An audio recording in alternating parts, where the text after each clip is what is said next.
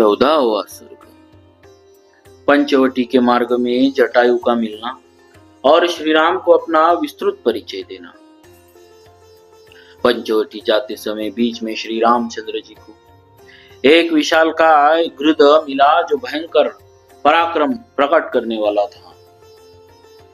One में बैठे हुए उस विशाल पक्षी को देखकर महाबाग श्री राम और लक्ष्मण ने उसे राक्षस ही समझा और पूछा, आप कौन है? तब उस पक्षी ने बड़ी मधुर और कोमल वाणी में उन्हें प्रसन्न करते हुए से कहा, बेटा मुझे अपने पिता का मित्र समझो।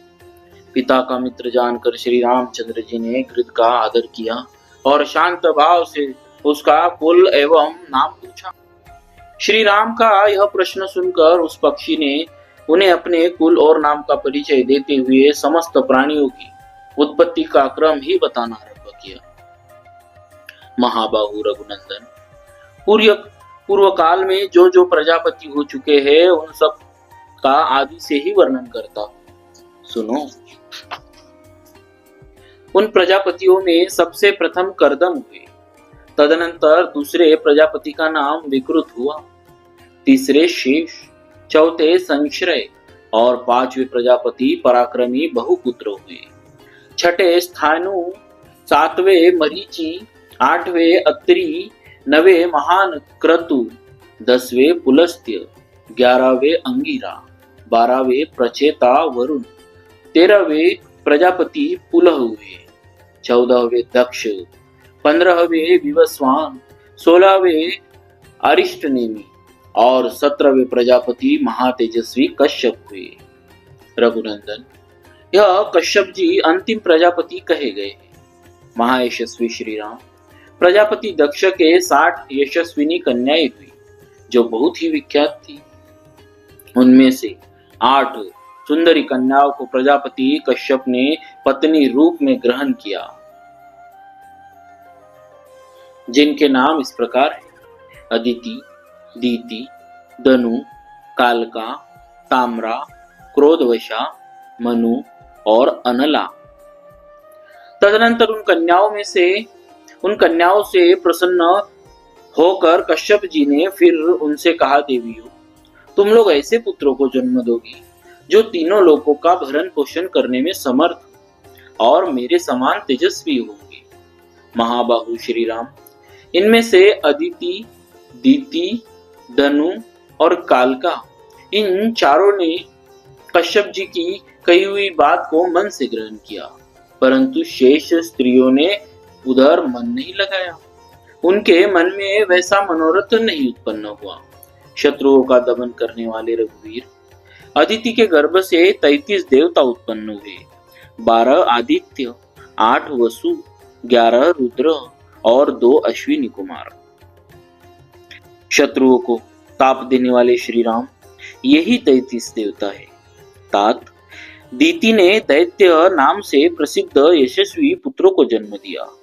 पूर्व काल में वन और समुद्र सहित सारी पृथ्वी उन्हीं के अधिकार में थी।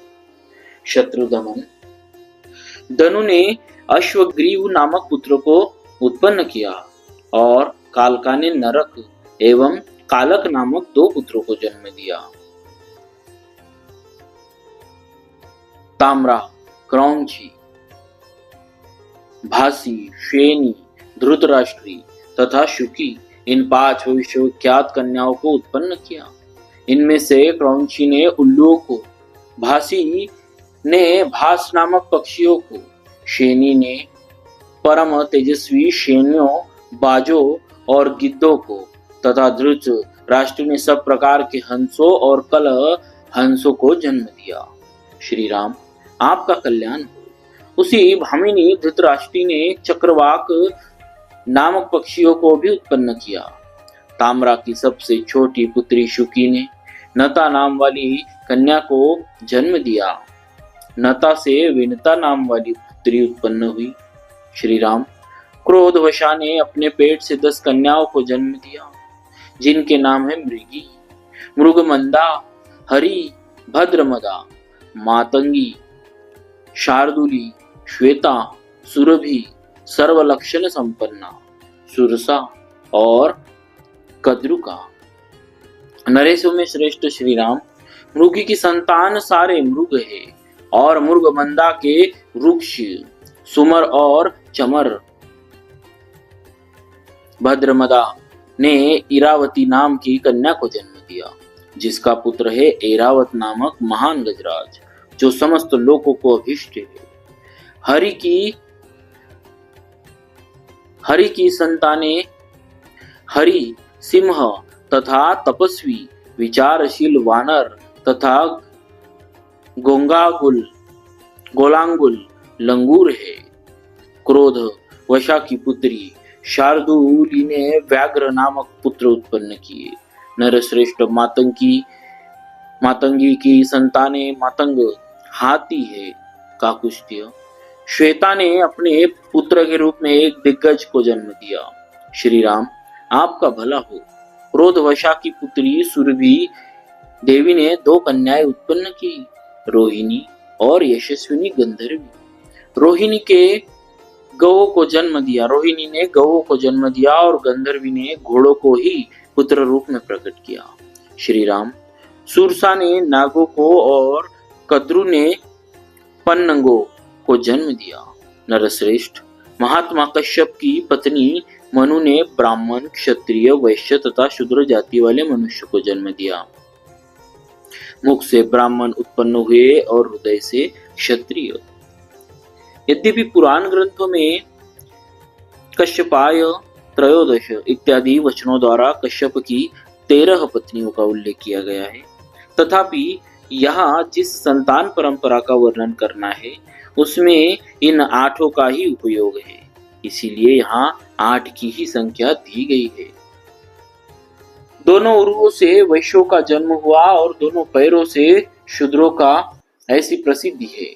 कश्यप की पत्नी अनला ने पवित्र फल वाले समस्त वृक्षों को जन्म दिया। कश्यप की पत्नी ताम्रा की पुत्री जो शुकी थी, उसकी पौत्री विनती थी तथा कद्रु सुरसा की बहन एवं क्रोधवशा की पुत्री कही गई है। इनमें से कद्रु ने 1,000 नागों को उत्पन्न किया, जो इस पृथ्वी को धारण करने वाले हैं, तथा विनता के 2 पुत्र हुए, गरुड़ और अरुण। उन्हीं विनतानंदन अरुण से मैं तथा मेरे बड़े भाई संपाति उत्पन्न हुए। शत्रुदमन रघुवीर, आप मेरा नाम जटायु समझे। मैं शेनी का पुत्र हूँ। ताम्रा की पुत्री जो शेनी बताई जाती है, उसी की परंपरा में मैं उत्पन्न हुई एक शेनी मेरी माता हुई। तात, यदि आप चाहे तो मैं यहाँ आपके निवास में सहायक होऊंगा। यह दुर्गम वन मृगों तथा राक्षसों से सेवित है। लक्ष्मण सहित आप यदि अपनी पर्णशाला से कभी बाहर चले जाए तो उस अवसर पर मैं देवी सीता की रक्षा करूंगा। यह सुनकर श्री रामचंद्र जी ने जटायु का बड़ा सम्मान किया और प्रसन्नता पूर्वक उनके गले लगकर वे उनके सामने नतमस्तक हो गए। फिर पिता के साथ जिस प्रकार उनकी मित्रता हुई थी, वह प्रसंग मनस्वी श्री राम ने जटायु के मुख से बारंबार सुना। तत्पश्चात वे मिथिलेश कुमारी सीता को उनके संरक्षण में सौंपकर लक्ष्मण और उनके अत्यंत बलशाली पक्षी जटायु के साथ ही पंचवटी की ओर चल दिए। श्री रामचंद्र जी मुनिद्रोही राक्षसों को शत्रु समझकर उन्हें उसी प्रकार दग्ध कर डालना चाहते थे जैसे आग पतंगों को जलाकर भस्म कर देती है। इस प्रकार श्री वाल्मीकि निर्मित आर्ष रामायण आदि काव्य के अरण्य कांड में 14वां सर्ग पूरा हुआ। बोलिए श्री सीताराम जी महाराज की जय। भक्तवत्सल भगवान।